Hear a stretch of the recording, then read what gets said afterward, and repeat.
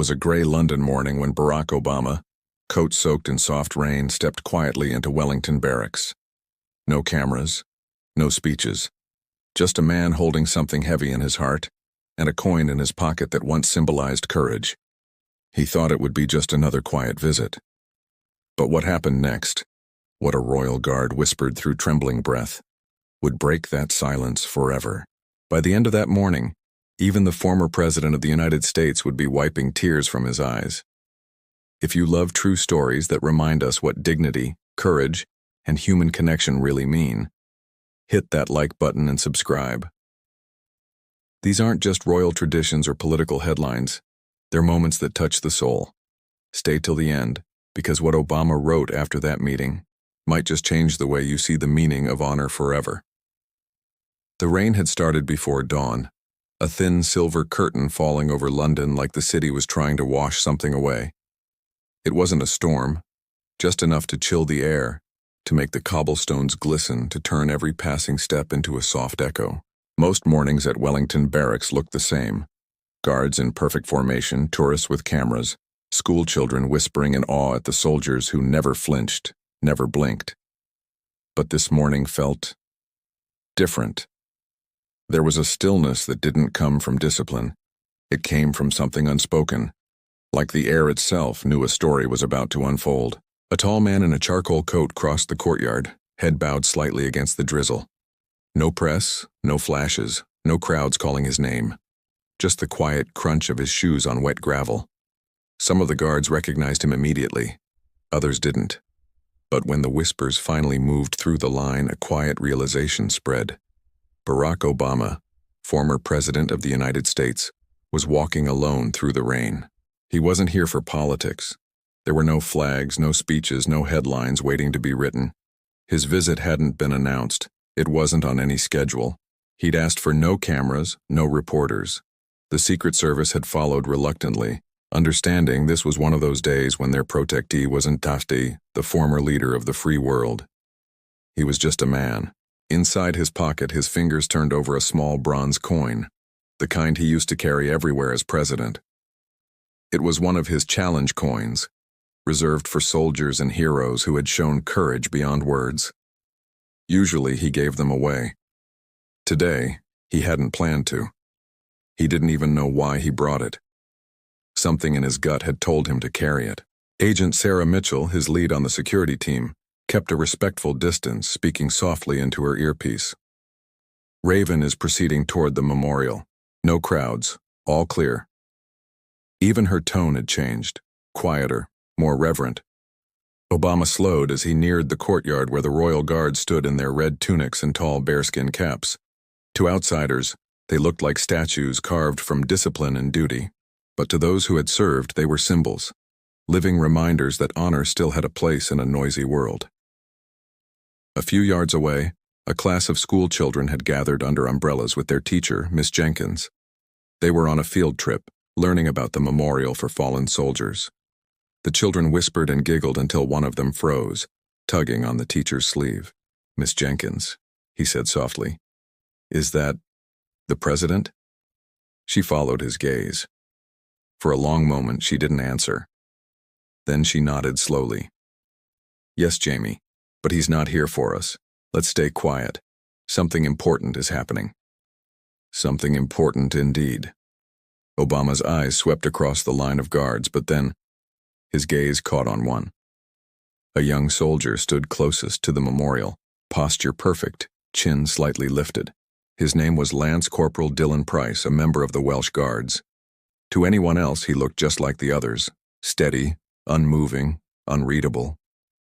But behind that calm exterior was a heart carrying something heavy. 3 hours earlier, Dylan had received a call from his sister in Cardiff. She'd been sorting through their late father's things when she found a letter, folded neatly in an old box, tucked beside a worn cassette player. It was addressed to Barack Obama. The date was 11 years old. The letter had never been sent. In it, their father, Tom Price, a former Welsh guardsman turned truck driver, had written about the Cairo speech Obama gave years ago, a speech about dignity, hope, and new beginnings. Tom had listened to it every night during his final months battling cancer. "Your words," the letter said, "gave me peace when nothing else could." In the final line he wrote, "Perhaps one day you'll meet my Dylan. Perhaps you'll see what your words helped create." Those words had haunted Dylan all morning. He hadn't told anyone about the letter, not his commanding officer, not his fellow guards. But now, standing in the cold rain, he could hardly believe what he was seeing. The man from that letter, the voice that had echoed through his father's dying nights, was walking straight toward him. Obama stopped 3 feet away. For a few seconds, neither man moved. The rain dripped softly off the brim of the guard's bearskin cap. Obama studied his face, young, strong, focused. There was something familiar in those eyes, though he couldn't have said why. "Beautiful morning for standing watch," Obama said lightly, a small, warm smile flickering across his face. The guard didn't move, couldn't. His duty was to remain silent. No reaction, no expression. Obama's smile faded into something gentler. "You know," he continued softly, "I've met many soldiers, shaken a lot of hands, but I've always wondered about the ones who don't speak, the ones who just stand." Dylan's jaw tightened. He didn't answer. He wasn't allowed to. But inside, his heart was pounding hard enough to drown out the rain. Obama reached slowly into his coat pocket, the motion deliberate, respectful. When his hand emerged, the bronze challenge coin rested on his palm. "I usually give these to people who do something extraordinary," he said quietly. "But maybe I've been looking in the wrong places." The coin caught the faint gray light. The world seemed to pause. Even the wind slowed. Behind them, the children fell silent, sensing they were watching something sacred, something beyond their understanding. Dylan didn't move, but his breathing changed.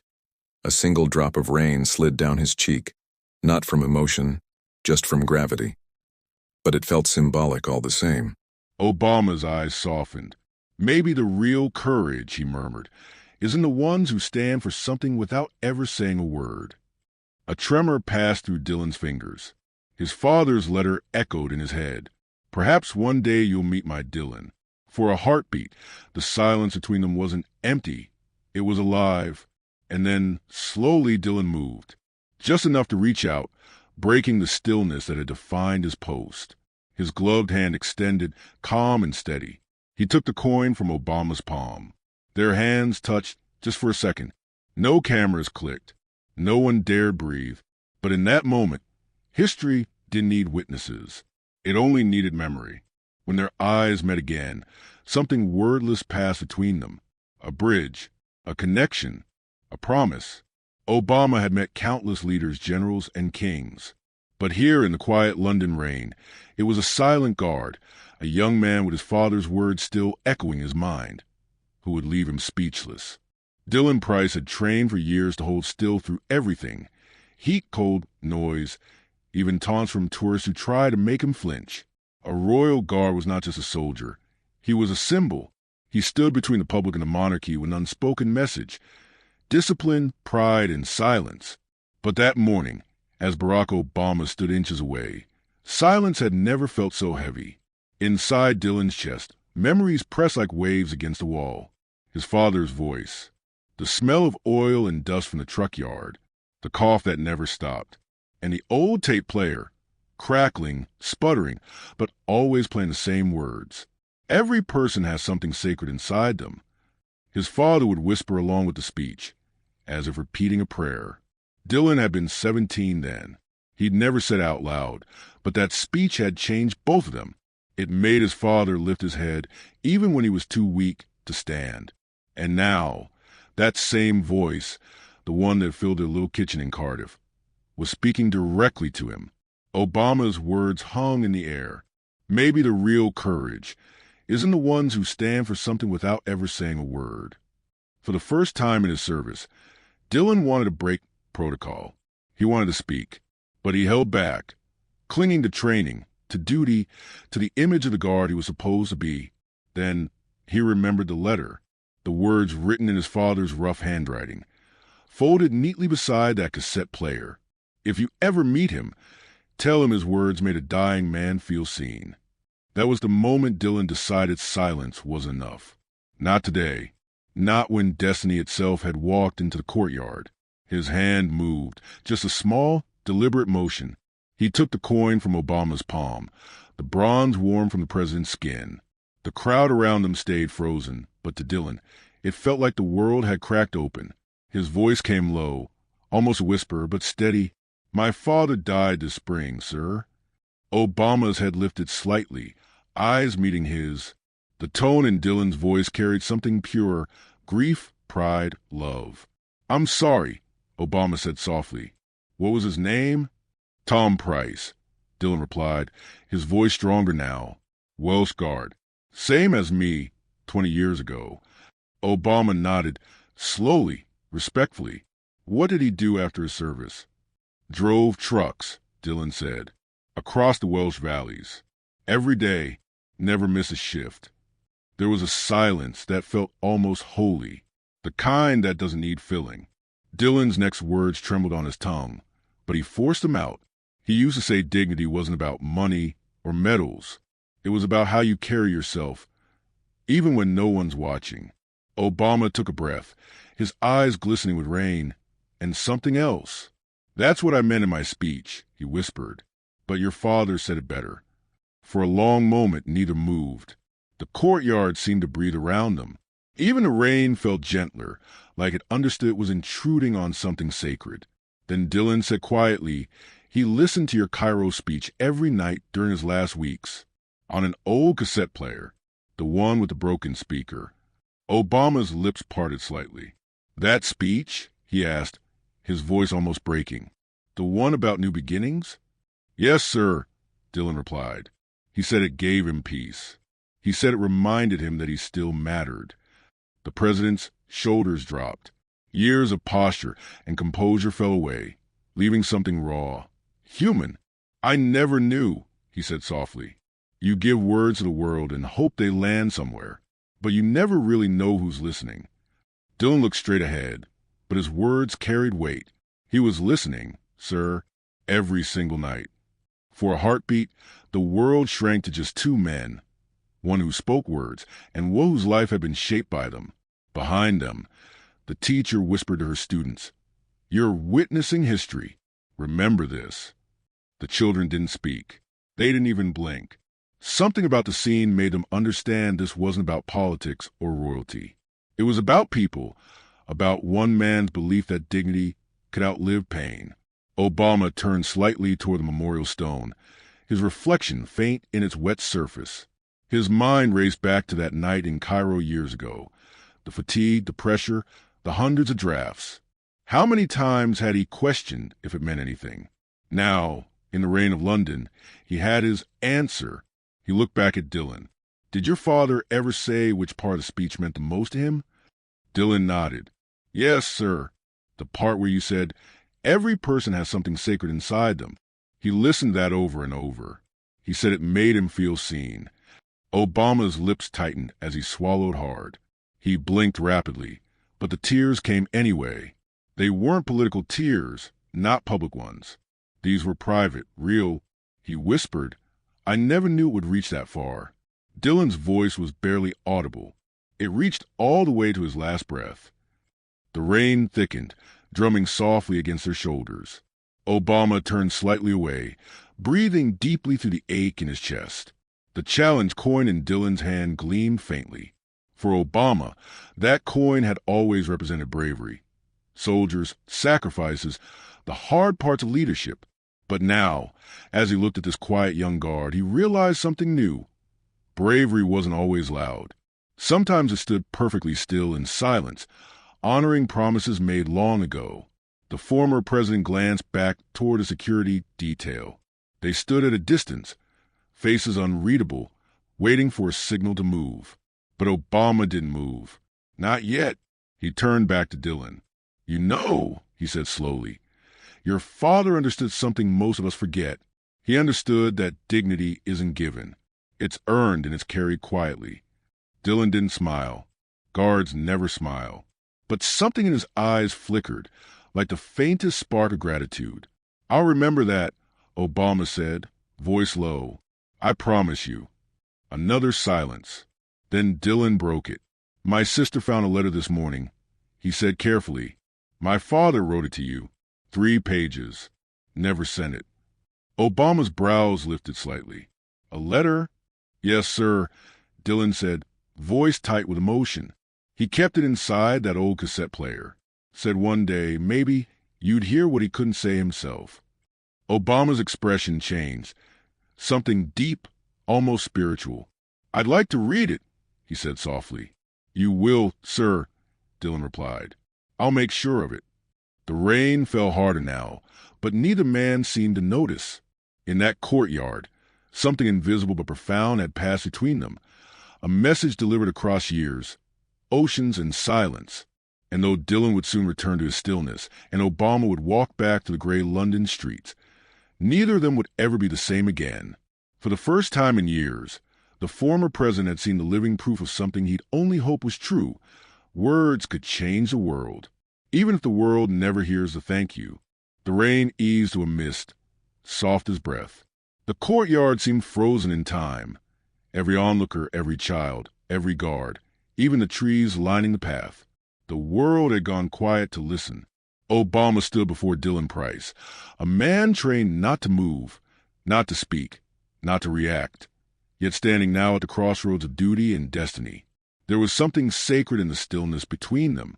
Obama spoke first, but his voice had changed. It wasn't the calm command of a world leader anymore. It was smaller, gentler, almost fatherly. "Your father, Tom Price," he began, the name slow on his tongue, like he wanted to make sure he got it right. "He must have been a remarkable man." "Yes, sir," Dillon said. His voice cracked slightly, then steadied. "He was the kind of man who believed words could heal." He said yours did. The former president looked down, his fingers curling around the edge of his coat. "You know," he said softly, "I've given hundreds of speeches in my life. I never thought one of them would end up by a hospital bed." Dillon blinked away the rain stinging his eyes. "He didn't call it speech, sir. He called it company." The words hit Obama like a strike to the chest. Company. The idea that his voice, something he'd once written for millions, had sat beside one dying man through the long nights of pain. He exhaled slowly, as if trying to release the ache. "Did he ever finish that letter?" Dillon nodded. "He did, sir. He just never sent it. He said if the world ever allowed it, the words would find their way to you." The teacher, Miss Jenkins, standing with her students, wiped her cheek quietly. The children didn't understand every word, but they felt the emotion raw and unfiltered. The moment wasn't history. It was humanity. Obama's gaze lifted to the memorial ahead. The names etched in stone glistened in the wet light. He took a few slow steps toward it, stopping at the wreath that lay waiting for his visit. Behind him, Dillon remained motionless, but not untouched. His silence carried weight now, like the echo of a story finally told. Then Obama turned back, eyes glimmering. "Your father said something in that letter, didn't he? Something about dignity." Dillon swallowed hard. "Yes, sir. The last line. He wrote, 'If you ever meet my Dillon, tell him his old man was right about dignity. Tell him it's not what others give you. It's what you refuse to let them take away.'" Obama's breath caught. His shoulders trembled. He pressed a hand against his chest, as though steadying his heart. "My God," he whispered. He was right. He took a step closer to Dillon, no longer the visiting dignitary, but a man standing before a son. "Your father understood something I've spent my life trying to explain. He lived it." Dillon's voice came low, but steady. "He didn't think he mattered to the world, sir. But your words, they made him feel like he did." Obama's throat tightened. He looked down, blinking to the tears that blurred his vision. "You know," he said, almost laughing through the ache, "you spend years hoping your words will do some good. But hearing this," he paused, "this changes everything." He wiped his eyes with a handkerchief, not caring that the rain made it useless. Behind him, the small crowd stayed utterly silent.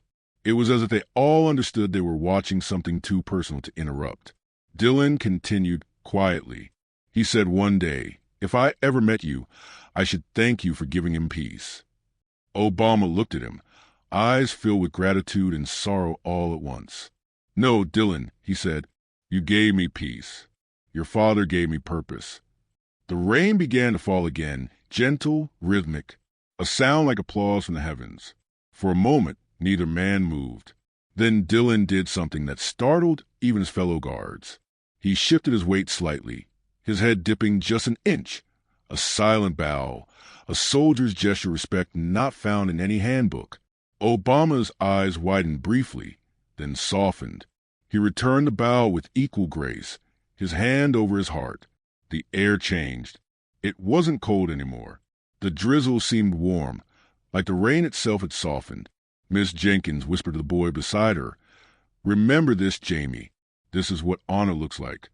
Obama's voice broke the quiet. "Your father's words will stay with me, Dylan. And that letter, if you're willing, I'd like to read it." Dylan nodded once, his posture perfect again. "My sister still has it, sir. She'll send it to you." "Thank you," Obama said, emotion tightening his voice. "And one more thing," he paused, eyes locked on Dylan's. "You're not just a guard. You're your father's legacy.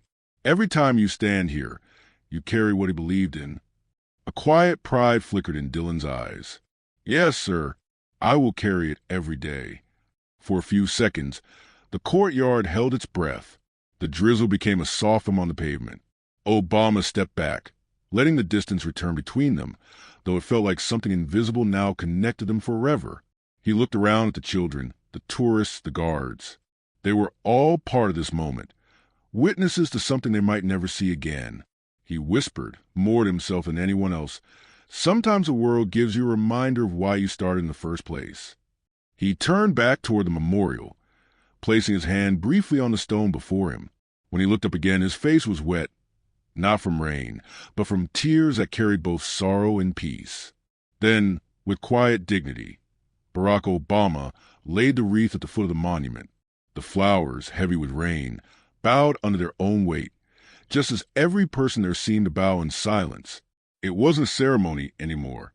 It was a communion between the living and the dead, between a father's letter and a son's vow, between a leader who once spoke about dignity and a man who proved it with silence.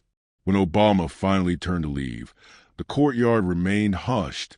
Even after he walked through the gates, the stillness lingered, like the world itself refused to break the spell. And standing alone, the young guard returned to his post. His face unreadable, his body still, but his heart, it carried two voices now, his father's and the president's. The silence had spoken, and it had said everything. The car waited by the gates of Wellington Barracks, its wipers sweeping away the London drizzle in slow, steady motions. Barack Obama stood for a long moment before getting in. His overcoat was soaked through, but he didn't seem to notice. Something far deeper weighed on his mind than the rain. He turned once more toward the courtyard. The royal guards had resumed their stillness. The tourists had moved on, and the children were being led away, though every one of them kept glancing back, knowing they had seen something unforgettable. Only Dylan Price remained at his post, motionless, unshaken, his hand now resting lightly over his chest pocket where the bronze challenge coin sat. Obama looked at him one last time and whispered under his breath, "You honored him, son. You honored us all." Then he stepped into the car. Inside, the air was quiet. Agent Sarah Mitchell, sitting across from him, spoke softly. "Sir, the car is ready to depart." Obama nodded but didn't look up. He was staring out the window, watching the rain trail down the glass. His reflection looked older somehow, not from time, but from the weight of the morning. "Just one more thing," he murmured. "I need to write some letters today." Mitchell hesitated. "Letters, sir?" "Yes." His voice was distant, thoughtful, to a family in Cardiff, to a young Guards commanding officer, and to my old speech team. "I want them to know we got it right at least once." The agent gave a quiet nod. She understood. There were days that reminded even the most powerful men that words matter. This had been one of them. As the car rolled away from the barracks, London blurred past, Gray skies, wet cobblestones, the faint shine of lights reflected on puddles. But Obama wasn't seeing any of it. His mind was far away, in a small Welsh home years ago, where a man named Tom Price had sat beside a broken cassette player and listened to his words over and over again. That image wouldn't leave him. When he reached the U.S. Embassy, Obama didn't go to a meeting or take a call. Instead, he found a quiet corner office, asked for paper and a pen, and began to write. The first letter was to Megan Price, Dylan's sister. He wrote about the meeting in the rain, about her brother's composure, about the coin, and about the letter her father had written all those years ago. He ended the letter with a request. If you would allow it, I would like your father's letter to rest in my presidential library, not behind glass, but in the open where others can read it, so they can remember that even the quietest words can change a life. The next letter was shorter, written to Dylan's commanding officer.